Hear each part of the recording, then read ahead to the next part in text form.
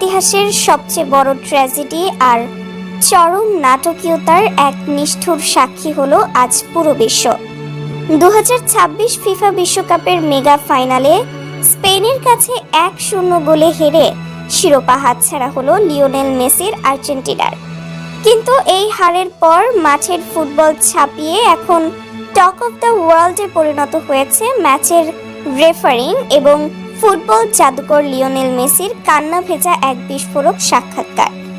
Match শেষে মাঠের মধ্যেই কান্নায় ভেঙে পড়া মেসি সংবাদ সম্মেলনে এসে রেফারিকে নিয়ে এমন কিছু গুরুতর, চাঞ্চল্যকর এবং নজিরবিহীন অভিযোগ তুলেছেন যা শুনে পুরো ফুটবল বিশ্বে রীতিমতো তোলপাড় শুরু হয়ে গেছে।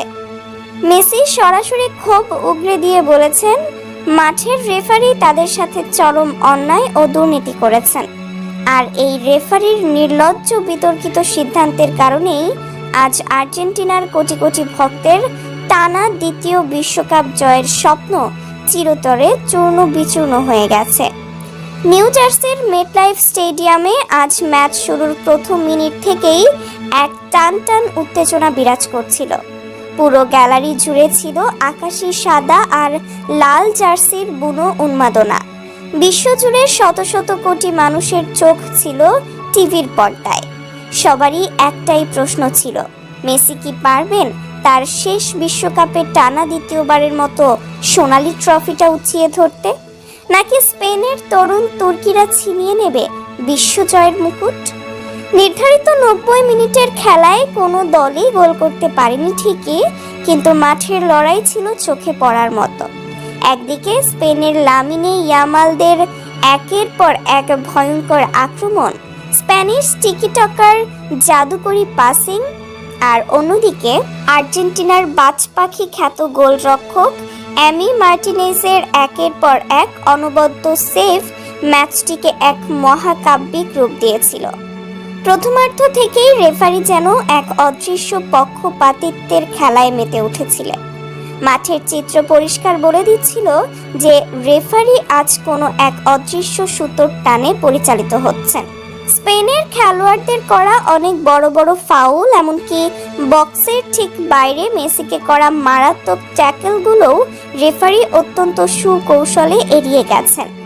অথচ আর্জেন্টিনার খেলোয়াড়দের সামান্য ট্যাকেলেই তিনি বারবার বাঁশি বাজিয়ে খেলার স্বাভাবিক গতি নষ্ট করেছেন।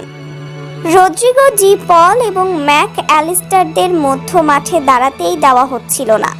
প্রতিবার বল পজিশন নেওয়ার লড়াইয়ে রেফারি স্পেনের পক্ষেই সিদ্ধান্ত দিচ্ছিলেন বলে গ্যালারিতে থাকা হাজারো আর্জেন্টাইন সমর্থক বারবার দুয়োধ্বনি দিচ্ছিলেন। কিন্তু খেলার ভাগ্য সম্পূর্ণ বদলে যায় এবং ফুটবলের সবচেয়ে বড় অন্যায়ের মঞ্চ তৈরি হয় দ্বিতীয় অর্ধেকের অতিরিক্ত সময়ে, ঠিক যখন ম্যাচের বয়স 90+3 মিনিট। ম্যাচ যখন গোলশূন্য ড্র নিয়ে অতিরিক্ত সময়ের দিকে গড়াচ্ছিল, ঠিক তখনই ঘটে সেই চরম বিতর্কিত ঘটনাটি। আর্জেন্টিনার মাঝমাঠের প্রাণ এনসো ফার্নান্দেজ একটি সাধারণ ট্যাকল করতে যান স্পেনের মিডফিল্ডারের পায়ে।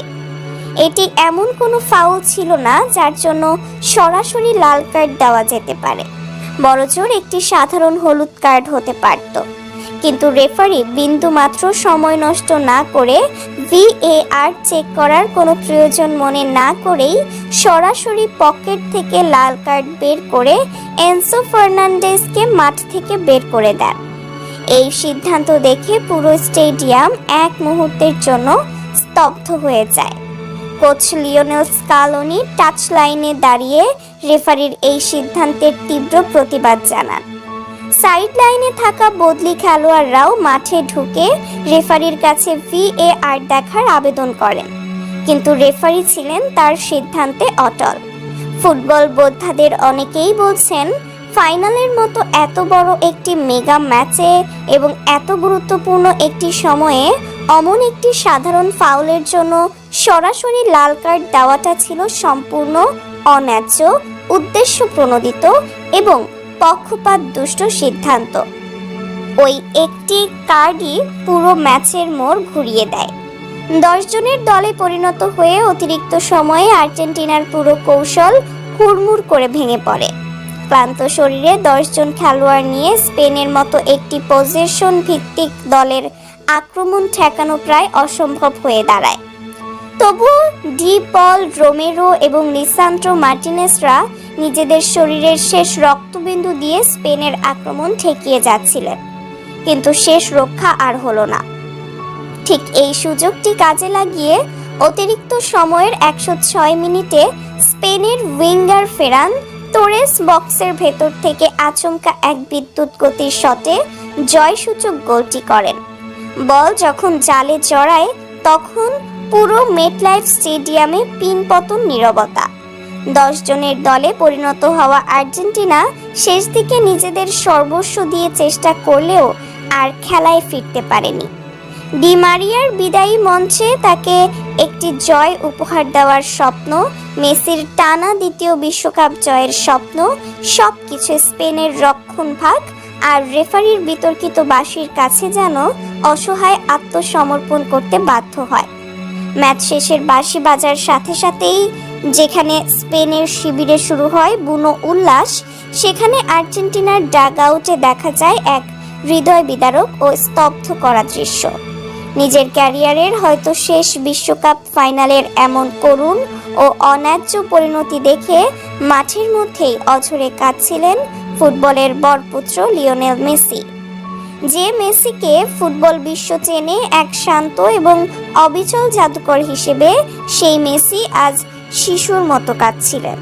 সতীর্থরা তাকে সান্ত্বনা দেওয়ার চেষ্টা করলেও মেসির চোখ থেকে জল কোনোভাবেই থামছিল না। এমিলিয়ানো মার্টিনেজ মাটিতে মাথা ঠুকে কাঁদছিলেন। কোটি কোটি সমর্থকের হৃদয় ভেঙে চুরমার হয়ে যায় তাদের প্রিয় তারকার এই বুক ফাটা কান্না দেখে। গ্যালারিতে থাকা আর্জেন্টাইন শিশু বৃদ্ধ সবার চোখেই ছিল অঝোর ধারা। তারা বুঝতে পারছিলেন আজ তাদের প্রিয় দলটি প্রতিপক্ষের কাছে হারেনি, হেরেছে ফুটবলের এক নোংরা রাজনীতির কাছে। পরবর্তীতে সংবাদ সম্মেলনে এসে কান্না ভেজা চোখে এক চরম ক্ষুব্ধ কণ্ঠে মেসি মাঠের রেফারিকে সরাসরি কাঠগড়ায় দাঁড় করা। এত বছরের শান্ত স্বভাবের মেসিকে আজ যেন এক অন্য রূপে দেখল পুরো বিশ্ব। মেসির এই বিস্ফোরক মন্তব্যের পর সামাজিক যোগাযোগ মাধ্যমে এখন কোটি কোটি আর্জেন্টিনার সমর্থক রেফারি ও ফিফার ওপর ক্ষোভ উগরে দিচ্ছে। অনেকেই বলছেন 11 জনের আর্জেন্টিনার বিপক্ষে জেতা অসম্ভব জেনেই হয়তো মাঠের বাইরে থেকে এমন ঘৃণ্য ছক কষা হয়েছিল। সাধারণ ফুটবল ভক্ত থেকে শুরু করে সাবেক কিংবদন্তি ফুটবলাররাও আজ রেফারির এই জঘন্য ভূমিকার কড়া সমালোচনা করছে। সোশ্যাল মিডিয়ায় জাস্টিস ফর আর্জেন্টিনা হ্যাশট্যাগ ট্রেন্ডিংয়ে পরিণত হয়েছে। ফিফার নিরপেক্ষতা নিয়ে আজ নতুন করে প্রশ্ন উঠেছে বিশ্বজুড়ে। সবাই দাবি করছেন ফুটবলের সৌন্দর্য রক্ষার্থে অবিলম্বে এই দুর্নীতিবাজ রেফারির বিরুদ্ধে শাস্তিমূলক ব্যবস্থা গ্রহণ করা হোক। ভিডিওটি ভালো লাগলে একটি লাইক দিন এবং ফুটবল বিশ্বের এমন সব টাটকা, এক্সক্লুসিভ ও চাঞ্চল্যকর খবর সবার আগে পেতে চ্যানেলটি এখনই সাবস্ক্রাইব করে পাশে থাকা বেল আইকনটি বাজিয়ে রাখুন। সত্যের পক্ষে থাকুন, ন্যায়ের সাথে থাকুন। আল্লাহ হাফেজ।